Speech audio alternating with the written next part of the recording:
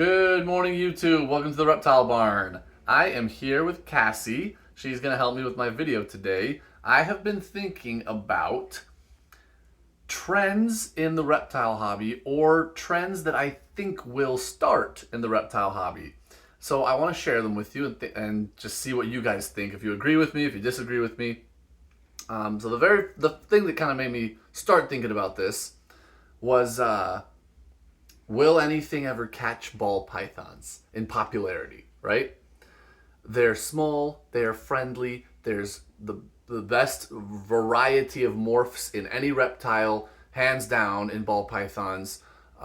They're not super high production, meaning they don't breed so prolifically that there's just, one female turns into a million 2 years later.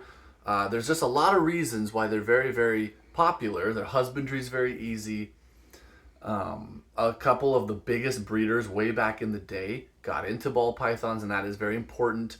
They tend to be trendsetters, these people that everyone follows them. So I was just thinking about this. What could challenge ball pythons? Now, the species I'm about to name, I don't actually think will challenge ball pythons, but I do think have the potential in the next few years to explode in popularity. I mean, just, quadruple and then quadruple again. Really massive growth because the reptile hobby is growing, right? So you should see growth across most species. However, I'm not talking about just the intrinsic growth within the hobby. I mean a particular species that stands out and just goes ballistic, super popular, right? Kind of like Mexican black kings right now are just rising rapidly in popularity. Before I get into that, I do want to make one quick tiny plug. I didn't warn Liz about this behind the camera. The only way that any of these things are going to take place is if the hobby is allowed to continue at all. If you guys have not heard about the Competes Act yet and the amendment to the Lacey Act, please look up the USARK website. They talk all about it and what you can do. Specifically, contact your state senators. Okay? In a nutshell, the Competes Act has nothing to do with the reptile world, but somebody snuck in this amendment to the Lacey Act that would basically try and create a clean list, and it would be almost impossible to get all of our reptiles on it. So you would no longer be able to transport most species of reptile across state lines for any reason. No exceptions. You would not be grandfathered in, nothing. It would be a death blow to the reptile industry. Okay? So if you are a keeper of reptiles, a hobbyist, a breeder, if you breed rodents and feeders, if you're a rack builder, if you just like freedom, then please contact your state senators. There's even a little kind of a layout on the USARK website showing like this is an example of what you could say in an email to your senator. They have links to actually send emails to all the senators. It's super easy, super fast. Please do it. Save the reptile hobby, because then all these things I'm about to talk about can actually happen. Okay? So, let's jump into a couple species that I see potential for rapid growth. Okay? And again, some of the reasons are pretty similar. Not huge size, not super aggressive, lots of cool colors. The husbandry is not particularly difficult or expensive. Lots of availability, lots of people breeding them. There's a lot of things that go into this. The first one I wanted to mention, Uromastyx, the lizards, right? The spiny-tailed lizards. There's a lot of subspecies, a lot of species within the genus. They are very colorful, super awesome. I think they already are growing in popularity. I see them taking off. I really do, and becoming a staple in the reptile hobby. Another one, for similar reasons, blue-tongued skinks. They're already way more popular now than they were when I got into the hobby 8 or 9 years ago, but I think it's even going to go up from here. They're pretty docile. They are being bred in captivity by more and more people. A lot of cool colors, and the cool thing with the blue tongues is they're more being line bred for different colors, and not terribly difficult to keep, and the husbandry on them is improving. You know, there were some ways and methods of keeping them when I first started looking into them that I don't think are going to stick around and I don't think should stick around. But knowledge is going up and husbandry is going up. The last species I wanted to highlight real quick, and this is the reason I have Cassie out, and more so than the other two I just named, and more than almost any other species I can imagine in the reptile world, superdwarf and dwarf reticulated pythons. I just see massive growth in their future.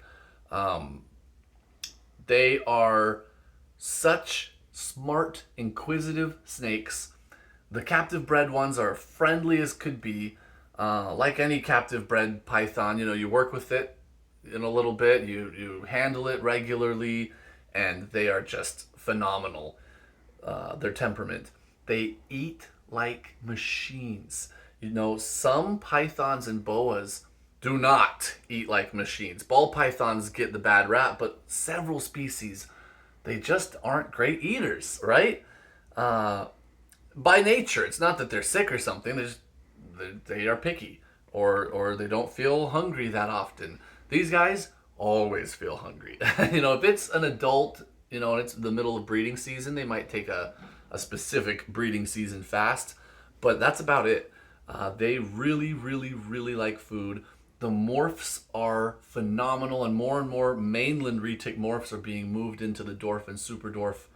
You know, these much smaller animals. The fact that they're smaller, they are manageable, they're safe. You know, my kids can hold her without me having any fear. If she were to bite, like, it'll hurt, and then they're fine, right?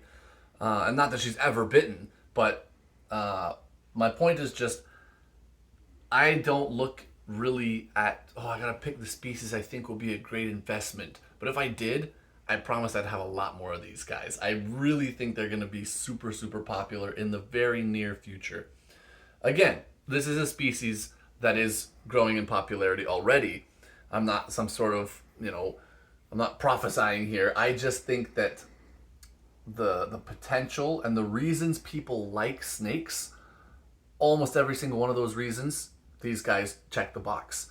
And I think that as the captive bred population gets bigger, especially, they're going to just skyrocket. A couple other predictions I have for the hobby that aren't really species related that I've been thinking about, and I wanted to pick you guys' brain. I think Facebook is going to become completely obsolete to the reptile hobby, which is a shame because the way that it's built, it ought to be the perfect tool for the reptile hobby, for people to connect, make sales, share information. It's a real shame, but they are so against what we do, right, that I don't see it lasting, and I already see this massive movement away from it. Other things are popping up. People adapt, you know. When you feel pressured from one space, we go to a new space and we make it work, right?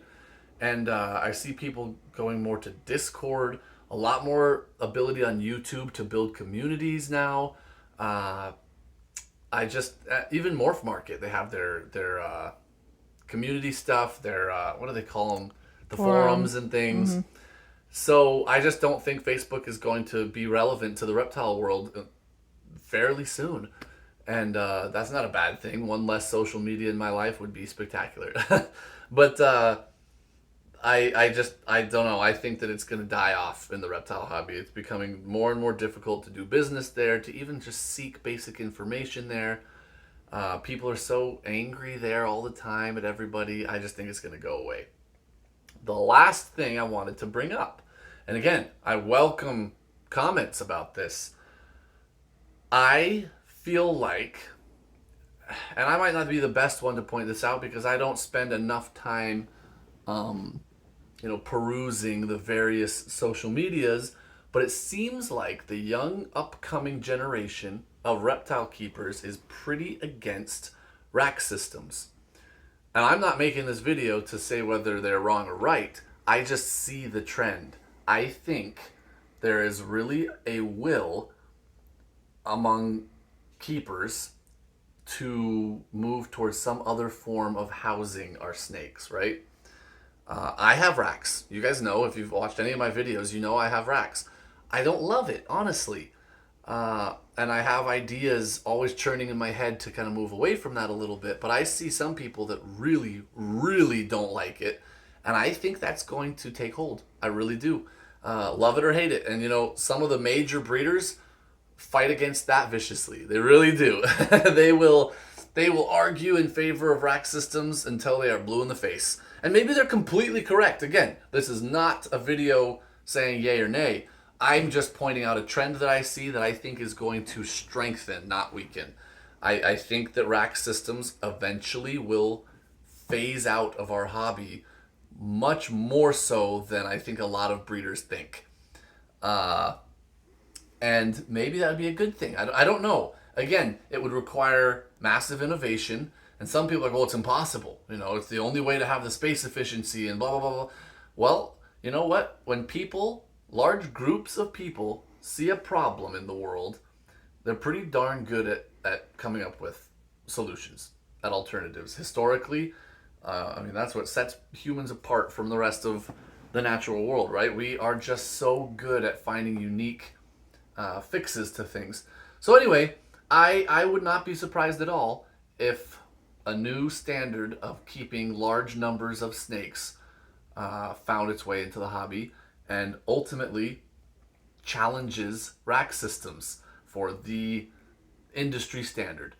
We'll see. Maybe I'm completely wrong, because in this I don't have like a solution. I can say, hey, I think this is what's going to happen. I just think there's going to be a change.